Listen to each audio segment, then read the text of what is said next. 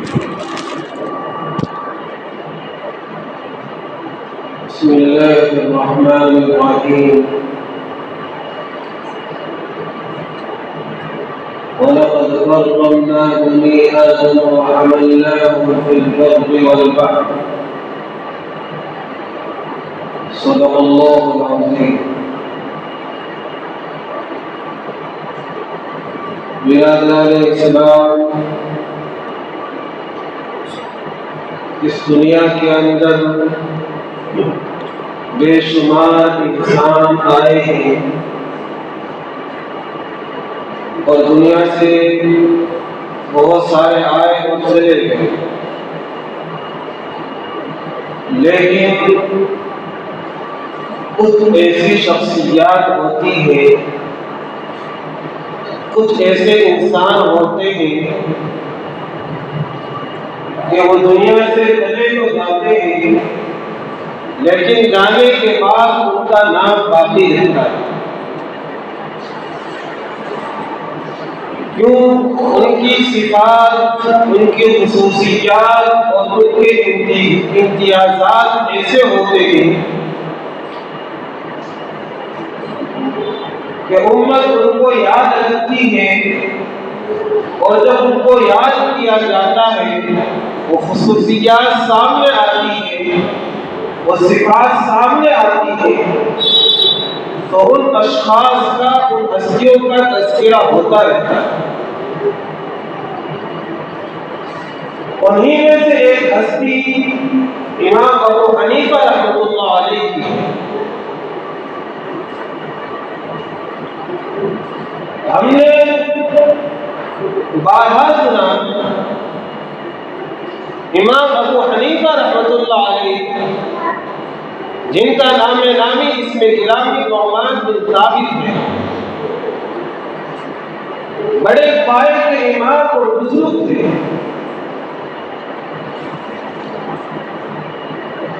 دنیا کے اندر جتنے بھی مذاہب کو ماننے والے ہیں، جو 4 امام ہیں، ان میں سب سے زیادہ امام ابو حنیفہ رحمۃ اللہ علیہ کی تقلید کرنے والے ہیں، ان کے مقلد. بہت سارے لوگ کہتے ہیں کہ امام ابو حنیفہ یہ ان کی لڑکی کی طرف نسبت کی گئی ہے، جو سراسر جھوٹ، دھوکہ اور غلط ہے. کیونکہ علماء فرماتے ہیں امام ابو حنیفہ رحمۃ اللہ علیہ کی اولاد صرف ایک ہی تھی، ایک ہی لڑکا تھا جن کا نام محمد تھا. آرس سمجھ میں بات دھیان سے سنو، سنتے ہو ویسے ہی.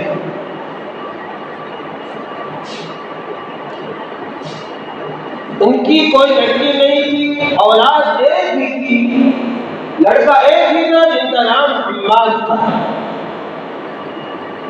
ابو حنیفہ کہتے ہیں یکسوئی والا، جس کے معنی آتے ہیں خالص. ایک کنیت ہوتی ہے نسبی اور ایک کنیت ہوتی ہے وصفی. کنیت نسبی کا مطلب یہ ہوتا ہے جیسے ابو القاسم نبی صلی اللہ علیہ وسلم کی کنیت ہے، کیونکہ آپ کے لڑکے کا ایک نام قاسم تھا، اس لیے اس کی طرف نسبت کرتے ہوئے قاسم والا کہا جاتا ہے. یعنی بیٹے کی طرف نسبت کی جاتی ہے. اور ایک نسبت ہوتی وصفی، یعنی اس کے اندر ایک ایسا وصف ہوتا ہے، ایک ایسی امتیاز والی چیز ہوتی ہے جس کی طرف نسبت کرتے ہوئے اس کی کنیت رکھی جاتی ہے. جیسے حضرت علی رضی اللہ تعالی عنہ کو ابو تراب بھی کہا جاتا ہے. تراب کے معنی آتے ہیں مٹی کے،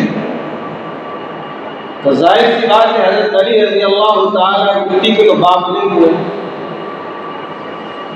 یہ وصفی کنیت اس کی وجہ یہ ہے، ایک مرتبہ نبی صلی اللہ علیہ وسلم حضرت فاطمہ رضی اللہ تعالی عنہ کے گھر گئے، پوچھا کہ حضرت علی کہاں گئے؟ انہوں نے کہا کہ گھر سے باہر گئے ہیں، ہو سکتا مسجد نبوی ہو۔ چنانچہ نبی علیہ السلام جب مسجد نبوی گئے تو دیکھا کہ حضرت علی رضی اللہ تعالی مٹی کے اوپر سو رہے تھے۔ تو آپ نے ان کو آواز دی، ابو تراب، اے مٹی والے اٹھ کھڑا ہو۔ اس وقت سے ان کا نام، ان کی کنیت ابو تراب پڑ گئی۔ اسی طریقے سے حضرت ابو ہریرہ نام نہیں ہے، یہ وصفی صفت ہے، وصفی کنیت۔ اصل نام ان کا عبد الرحمن بن صخر ہے۔ ہریرہ کے معنی عربی کے اندر بلی کے آتے ہیں، اور یہ بلی ساتھ میں رکھا کرتے تھے زیادہ تر۔ تو نبی علیہ السلام نے ان کو ابو ہریرہ کے نام سے پکارا تو ان کا نام ابو ہریرہ ہے۔ تو یہ وصفی کنیت ہے۔ اسی طریقے سے امام ابو حنیفہ رحمۃ اللہ علیہ، یعنی ان سے پہلے جو دین تھا وہ مختلف شکلوں کے اندر موجود تھا، بکھرا ہوا تھا۔ اس کو ایک جگہ جو جمع کیا وہ امام ابو حنیفہ رحمۃ اللہ علیہ کی ذات گرامی تھی۔ جس طریقے سے ابو بکر صدیق رضی اللہ تعالی، نام نہیں ان کا ابو بکر، عبداللہ نام ہے یا عبد الرحمن نام۔ بکر کے معنی عربی کے اندر سبقت کرنے والے کے آتے ہیں، پہل کرنے والے کے آتے ہیں، کیونکہ انہوں نے ہر کام کے اندر پہل کی ہے۔ اسلام لانے میں پہل انہوں نے کی، اسلام کے نام پر دولت خرچ کرنے میں پہل انہوں نے کی، نبی صلی اللہ علیہ وسلم کے معراج کی تصدیق کے اندر پہل انہوں نے کی، ہجرت کے اندر پہل انہوں نے کی۔ اس وجہ سے ان کا نام ابو بکر پڑ گیا، اس لیے ان کو ابو بکر کہا جاتا ہے۔ آج اسی طریقے سے امام ابو حنیفہ کو ابو حنیفہ کہا جاتا ہے۔ ایک مرتبہ کسی نے خواب میں دیکھا نبی صلی اللہ علیہ وسلم کی ہڈیاں بکھری ہوئی، تو ان کو ابو حنیفہ رحمۃ اللہ علیہ جمع کر رہے ہیں۔ تو اس وقت میں جو محقق تھے، بہترین تعبیر دینے والے تھے خوابوں کی، ابن سیرین رحمۃ اللہ علیہ، جب ان سے پوچھا گیا اس کی کیا تعبیر ہے، انہوں نے کہا اس کی تعبیر یہ ہے کہ نبی علیہ السلام کا جو دین بکھرا ہوا ہے، اس کو ایک جگہ جمع کرنے والا شخص ابو حنیفہ ہے۔ پتہ چلا امام ابو حنیفہ یہ لڑکی کا نام نہیں ہے بلکہ وصفی کنیت ہے۔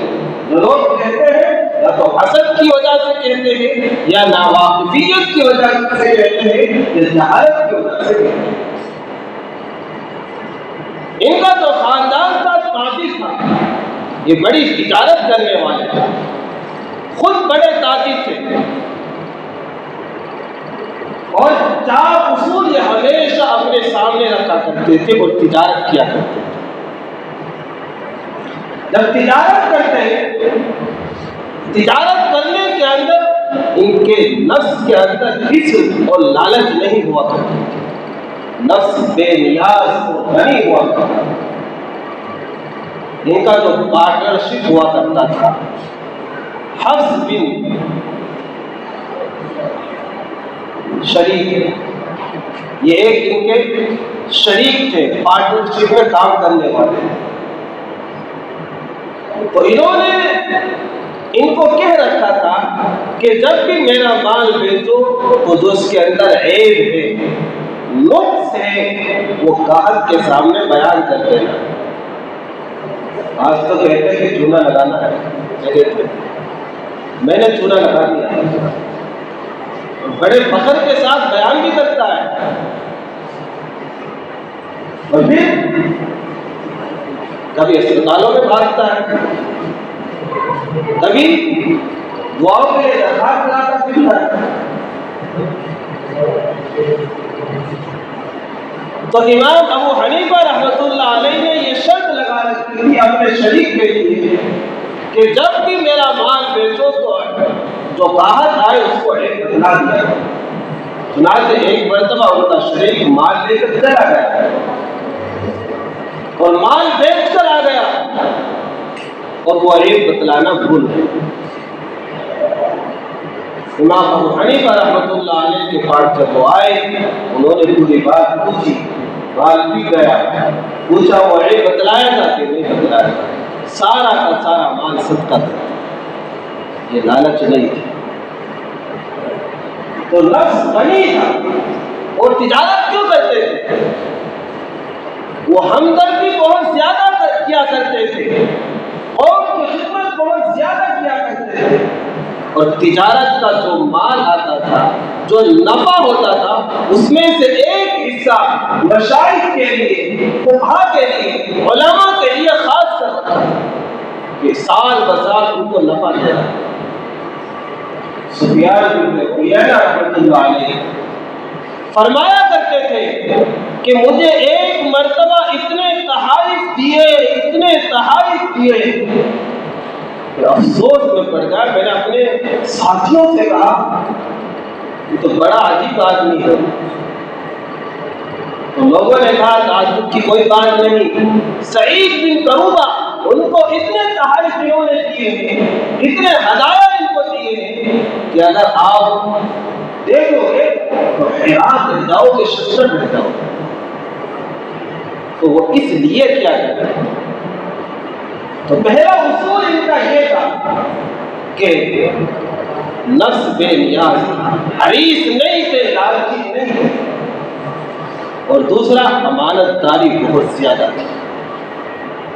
حدیث کے اندر آتا ہے جو تاجر سچائی کے ساتھ، امانت داری کے ساتھ تجارت کرے گا، کاروبار کرے گا، اللہ تبارک و تعالی کل قیامت کے دن انبیاء اور شہداء کے ساتھ ان کا حشر فرمائیں گے۔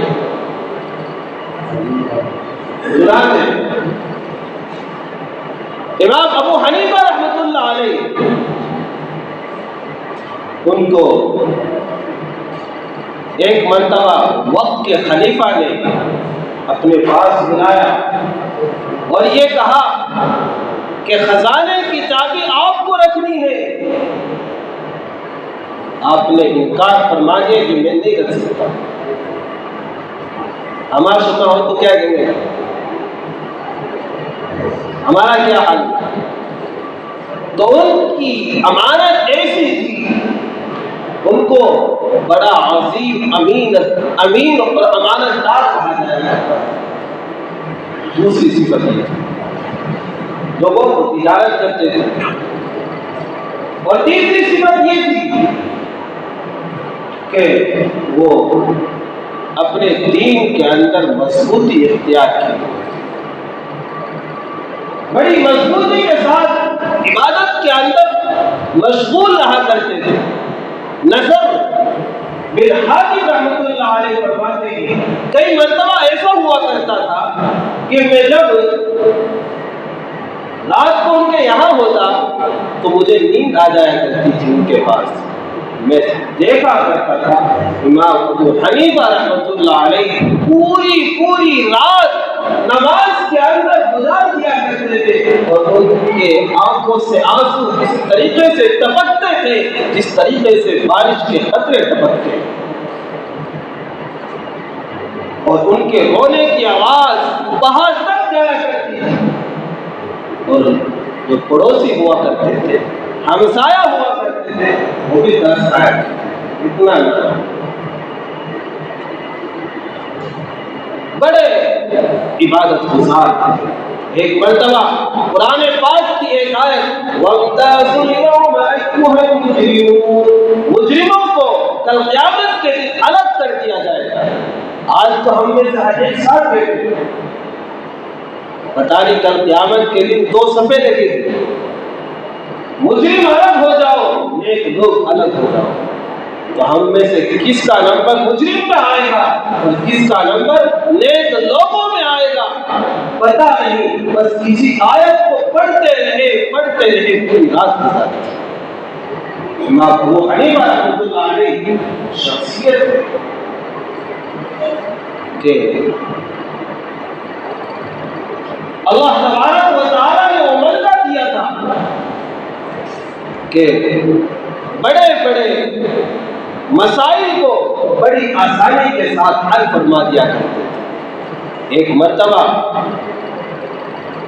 ایک دانش مند رومی ان کے پاس آیا، بلکہ خلیفہ وقت کے پاس آیا اور چیلنج کیا کہ میرے 3 سوالات ہیں، کسی میں ہمت ہے تو ان کا جواب دے دیں۔ علماء کی مجلس لگی ہوئی، خلیفہ وقت کا دربار سجا ہوا ہے۔ 3 سوال کون سے؟ پہلا سوال یہ ہے کہ خدا سے پہلے کون تھا؟ دوسرا سوال یہ ہے کہ خدا کیا کر رہا ہے؟ تیسرا سوال یہ ہے خدا کا رخ اور خدا کی توجہ کدھر ہے؟ سارے کے سارے خاموش، کسی کی ہمت اور جرأت نہیں ہوتی کہ آگے بڑھ جائے۔ امام ابو حنیفہ رحمۃ اللہ علیہ ممبر کے اوپر جلوہ افروز ہوتے ہیں اور کہتے ہیں میں تیرے سوالوں کا جواب دوں۔ پہلا سوال انہوں نے کیا ہے کہ خدا سے پہلے کون تھا؟ 10 سے نیچے گنتی کر، 10 سے نیچے گنتی شروع کی، 9 8 7 1 تک پہنچ گیا۔ 1 سے نیچے بھی جب اس سے پوچھا گیا 1 سے نیچے کوئی گنتی؟ اس نے کہا 1 سے نیچے کوئی گنتی نہیں۔ اس نے کہا یہی میرا جواب ہے کہ اللہ کے بعد کوئی نہیں، اللہ کے بعد کوئی نہیں، وہ ہمیشہ سے ہے اور ہمیشہ رہے گا۔ دوسرا سوال اس نے کہا کہ اس وقت اللہ تبارک و تعالیٰ کا رخ کدھر ہے، توجہ کدھر ہے؟ آپ نے چراغ جلایا، شمع جلایا، جلانے کے بعد اس کے سامنے کیا اور کہا اس کا رخ کدھر ہے؟ یا اس کا رخ تو چاروں طرف ہے، ہر طرف ہے، کدھر کو ہوگی؟ ادھر بھی آ گیا، ادھر بھی آ گیا، ادھر سے بھی آگ بڑھاؤ۔ فرمایا کہ میرے خدا کا بھی یہی حال ہے، جب اتنی سی شمع کا رخ تم طے نہیں کر سکتے تو میرا خدا، ہمارا خدا، اس کا رخ کیا طے کرو گے؟ اس کی توجہ اس کا رخ ہے۔ اور تیسرا سوال اس وقت اللہ کیا کر رہا ہے؟ فرمایا اس وقت اللہ مجھے عزت دے رہا ہے اور تجھے ذلیل کر رہا ہے۔ میں ممبر کے اوپر بیٹھا ہوں اور تو ممبر سے نیچے اتر رہا ہے۔ اتنے ذہین و فطین تھے۔ امام بخاری رحمۃ اللہ علیہ ان کے شاگردوں کے شاگرد امیر المؤمنین فی الحدیث امام مبارک رحمۃ اللہ علیہ جو ان کے شاگرد ہیں، ان کے شاگرد ہیں امام بخاری رحمۃ اللہ علیہ، اور وہ فرمایا کرتے تھے امام مبارک اللہ تبارک و تعالیٰ نے ان کو ایسا علم دیا ہے کہ روئے زمین پر اس وقت ایسا علم والا سے علم کوئی آتا ہے۔ اور امام شافعی رحمۃ اللہ علیہ تو یہ فرمایا کرتے تھے، امام شافعی بھی امام ابو حنیفہ کے شاگرد ہیں۔ امام ابو حنیفہ کے شاگرد امام محمد اور امام محمد کے شاگرد امام شافعی۔ وہ یہ فرمایا کرتے تھے علم فقہ کے اندر محتاج اگر ہے تو سارے کے سارے امام ابو حنیفہ کے محتاج۔ بڑے بڑے اکابر نے ان کی تقلید کی، اور سارے لوگ کہتے ہیں کہ قرآن اور حدیث ہم ڈائریکٹ سمجھ لیں گے۔ باپ کا گھر ہے، ایک ڈاکٹر بغیر صرف کتابیں پڑھ کر اس کو ڈگری نہیں مل سکتی ہے. ایک وکیل وکالت کی کتابیں پڑھ لے اور وکیل بن جائے وہ نہیں سکتا. یہ اتنا آسان ڈائریکٹ حضرت معاذ بن جبل رحمۃ اللہ علیہ جن کو اللہ کے رسول صلی اللہ علیہ وسلم نے یمن کا گورنر بنا کر بھیجا تھا، اس سے پوچھا کہ تم جا رہے ہو، لوگ تمہارے پاس آئیں گے، کیف تقضی، کیسے فیصلہ کرو گے؟ فرمایا میں کتاب اللہ کے اندر اس حکم کو دیکھوں گا، حکم مل جائے گا تو میں اس کے مطابق فیصلہ کروں گا. فرمایا اگر وہ کتاب اللہ کے اندر نہ ہو، قرآن پاک کے اندر نہ ہو، تو کس کے اندر دیکھو؟ سنت رسول کے اندر دیکھو. کہ اگر سنت رسول کے اندر بھی نہ ہو تو پھر کیا کرو گے؟ کہا میں اجتہاد اور قیاس کروں گا. اور نبی صلی اللہ علیہ وسلم نے ان کے سینے پر ہاتھ مار کر کہا کہ اللہ آپ کا ساتھ دے. نئے نئے مسائل کا وجود اور نئے نئے مسائل پیش آنا یہ امت کی ضرورت ہے.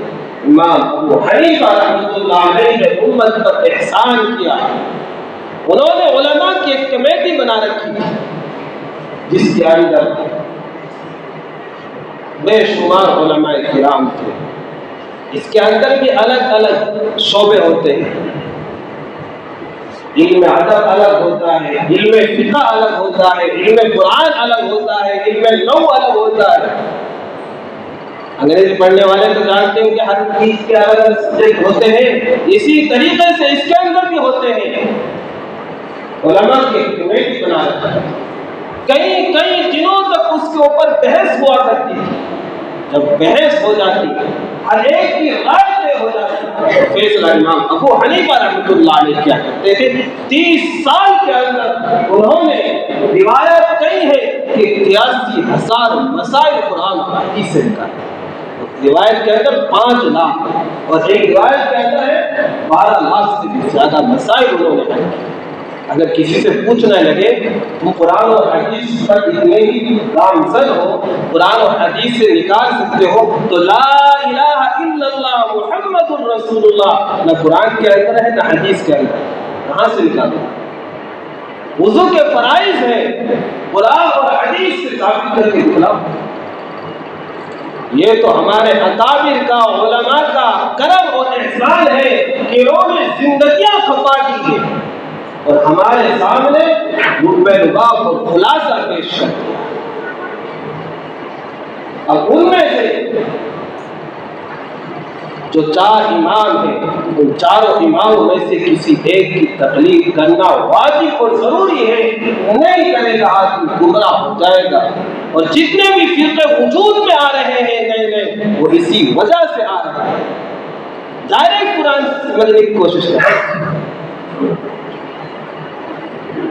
نئے نئے جو فتنے وجود میں آئے ہیں دنیا کے اندر، اس امت کے اندر، یہی وجہ ہے. قرآن و حدیث انہوں نے استنباط کیا، انہوں نے نچوڑ ہمارے سامنے پیش کر دیا، تب جا کر ہمارے لیے آسانیاں پیدا ہوئی. بڑے اللہ والے تھے. اور ایک مرتبہ ایک دہریہ نے ان سے مناظرہ کیا. دہریہ اس کو کہتے ہیں، وہ یہ کہتا ہے کہ دنیا کا نظام خود بخود چل رہا ہے، یعنی آٹومیٹک چل رہا ہے، اس کو چلانے والا کوئی نہیں ہے. تو مناظرہ طے ہو گیا. مناظرہ سمجھتے ہو نا، آپس میں بحث و مباحثہ کے لیے ایک وقت طے ہو گیا مقابلے میں. امام ابو حنیفہ رحمۃ اللہ علیہ نے وقت دے دیا اور ایک دور جگہ طے کی کہ فلاں تاریخ کو فلاں مہینے کے اندر فلاں جگہ ہم آ جائیں گے اور مقابلہ ہوگا، ثابت کریں گے کہ اللہ تعالیٰ ہے یا نہیں. چنانچہ تاریخ طے ہو گئی، جگہ بھی طے ہو گئی. جو دہریہ تھا یعنی تو کہتا تھا کہ خدا کا یہ نظام ایسے ہی چل رہا ہے، وہ جب وقت آ گیا تو وہاں پر پہنچ گیا پہلے ہی. لوگ جمع ہو گئے. وقت کا امام ابو حنیفہ رحمۃ اللہ علیہ ابھی تک پہنچے نہیں. اب تو اسے موقع مل گیا کہ دیکھو ہم کہتے تھے نا تمہارے امام صاحب ہار گئے، ان میں مقابلے کی ہمت نہیں، جرأت نہیں، وہ آئے نہیں. اسے باتیں ہی چل رہی تھی. اچانک بہت دیر کے بعد امام ابو حنیفہ رحمۃ اللہ علیہ آ گئے. اس نے آتے شور مچا دیا کہ آپ وقت پر نہیں آئے، اس لیے آپ مقابلہ ہار گئے. اس نے کہا، امام صاحب نے کہا میری ایک بات تو سنو. چلو سنائی جائے. امام ابو حنیفہ رحمۃ اللہ علیہ کہنے لگے، جب میں گھر سے نکلا تو بیچ میں سمندر پڑتا تھا،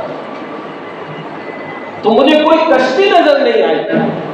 میں نے دیکھا اچانک ایک درخت کٹ گیا، اور درخت کٹنے کے بعد وہ بیچ میں سے اس کے 2 پھاڑ ہو گئے اور تختے کی شکل بن گئی، کشتی بن گئی. میں اس کے اوپر سوار ہو کر آ گیا. جو دہریہ تھا، جو یہ کہا کرتا تھا، جس کا نظریہ یہ تھا، جس کا عقیدہ یہ تھا کہ خود بخود دنیا کا نظام چل رہا ہے، تو اس نے کہا ایسے کیسے ہو سکتا ہے؟ خود بخود درخت کٹ جائے، خود بخود اس کا پھاڑ ہو جائے، اور خود بخود وہ کشتی بن جائے اور چلنے لگے. تو امام صاحب نے کہا کہ وہ خود جب اتنی چھوٹی سی چیز خود بخود نہیں ہو سکتی تو دنیا کا نظام خود بخود کیسے چل سکتا ہے؟ کتنے آسان انداز کے اندر سمجھا. اور اس نے آخرکار اپنی شکست اور اپنی ہار کو تسلیم کر دیا. یہ تھے انہوں نے پوری زندگی اسی کے لیے وقف کر دیا. اور ان کو وقت کے بادشاہ نے بہت مرتبہ کہا کہ آپ جج کا، اس وقت عربی کے اندر جج کو قاضی بولتے ہیں، قاضی فیصلہ کرنے والا، قضات کا عہدہ دینا چاہا، ہر مرتبہ منع کیا. آخرکار جب بادشاہ کو غصہ آیا، اس نے ان کو کوفہ سے بغداد بلایا. یہ بغداد جو لفظ ہے اصل میں باغ داد ہے. باغ جانتے ہو کس کو کہتے ہیں؟ سب جانتے ہو باغ کس کو کہتے ہیں؟ نہیں جانتے؟ باغ جہاں درخت ہوتے ہیں پھلوں والے، اس کو باغ کہتے ہیں. اور داد یہ فارسی لفظ ہے، اس کے معنی آتے ہیں انصاف کے. کیا آتے ہیں؟ انصاف کے. تو وہاں پر بیٹھ کر وہ ایک بادشاہ انصاف کیا کرتا تھا اس باغ کے اندر، اس لیے اس کو باغ داد کہا جایا کرتا تھا. لیکن جب اس کو بولتے رہے تو باغداد کی طرف بغداد ایسا ہوئی. اسی طریقے سے ناخون ہے، اصل میں یہ ناخون تھا. کیا تھا؟ ناخون. جب اس کو کاٹو گے خون نکلے گا؟ نہیں نکلے گا. پھر اس کو کثرت استعمال کی وجہ سے کرتے رہے تو یہ ناخن بن گیا. اور اسی طریقے سے ہم کلکتہ بولتے ہیں، اب تو کولکاتہ ہو گیا. پہلے اس کو کلکتہ کی اس کا نام پڑا ہے. ایک انگریز تھا، وہ وہاں پر اس وقت انگریزوں کی حکومت تھی. وہاں پر جو کسان تھا، کسان سے وہ کچھ گفتگو کر رہا تھا. کسان کو سمجھا نہیں، انگریزی زبان کا سمجھ لیتا ہو. اس نے سمجھا کہ یہ پوچھ رہا ہے کھیتی کب کاٹا. کھیت کٹا ہوا تھا تو اس نے کہا کل کٹا. بس اسی سے اس کا نام کلکتہ ہے. تو اسی طریقے سے بغداد کا نام باغداد تھا اصل میں. وہاں پر اس نے بلایا اور بلانے کے بعد یہ کہا کہ آپ یہ عہدہ لو، یہ منصب لو، ورنہ آپ کے اوپر سختی کی جائے گی. آپ نے قبول نہیں کیا، آپ کے اوپر تکلیف پہ مشقتوں کا پہاڑ توڑا گیا. آخرکار آپ کو زبردستی زہر دیا گیا اور پھر آخرکار آپ اس دنیا سے انتقال کرتے ہیں. اس وقت دنیا کے اندر سب سے زیادہ ان کو مانتے ہیں. پتہ اب اس کا یہ مقصد نہیں کہ ہم ایمان کی مان رہے ہیں. آپ میرے پیچھے نماز پڑھتے ہیں تو کس کی عبادت کرتے ہو؟ اللہ کی عبادت کرتے ہو ایمان کی ابتدا میں. اسی طریقے سے آپ ان کے مسائل کو مانتے ہوئے اللہ تک پہنچنے کی کوشش کرتے ہیں. یہ نہیں کہ اگر ہم اپنی مرضی میں کبھی اس امام کے پیچھے ایک رکعت پڑھ لی، کبھی اس امام کے پیچھے ایک رکعت پڑھ لی، کبھی کیوں؟ ایک امام کے تو پیچھے پڑھنی نہیں ہے، کئی اماموں کے پیچھے پڑھنی ہے، ایک کبھی اس کے پیچھے، کبھی اس کے پیچھے، کبھی اس کے پیچھے، 4 رکعت ہو جائے گی؟ ایک ہی کے پیچھے 4 رکعت پڑھنی پڑے گی۔ اس طریقے سے جب آپ ایک امام کے پیچھے کھڑے ہو جاتے ہیں، دوسرا امام کھڑا ہے، غلطی اس کی آ رہی ہے، تو یہ جو مقتدی اس کی غلطی بھی نہیں بتا سکتا، اگر بتائے گا تو نماز فاسد ہو جائے گی۔ کیوں؟ اب آپ کو اسی کی ابتدا کرنی، اسی کی طرف توجہ کرنی۔ جب آپ نے ایک امام کی اتباع اور پیروی کرنی تو آپ کے لیے ضروری ہوگا اس کے ہر بات کو، ہر مسئلے پر آمنا اور صدقنا کہتے ہوئے اپنے آپ کو جھکا دو۔ تبھی کامیابی ہے، تبھی آدمی اللہ تک پہنچ سکتا ہے۔ اللہ کو ماننا ہے، اور اللہ کو کس طریقے سے ماننا ہے، اللہ تعالیٰ کے کیا احکام ہیں، نبی صلی اللہ علیہ وسلم کیا تعلیمات ہیں، وہ طریقہ ہمیں پہنچا ہے صحابہ کرام سے۔ نبی علیہ السلام نے فرمایا صلو کما رأیتمونی اصلی، نماز ایسے پڑھو جیسے مجھے پڑھتے ہوئے۔ اب اور اللہ کے نبی کو کس نے دیکھا نماز پڑھتے ہوئے؟ ہم نے دیکھا، آج کے لوگوں نے دیکھا، کس نے دیکھا؟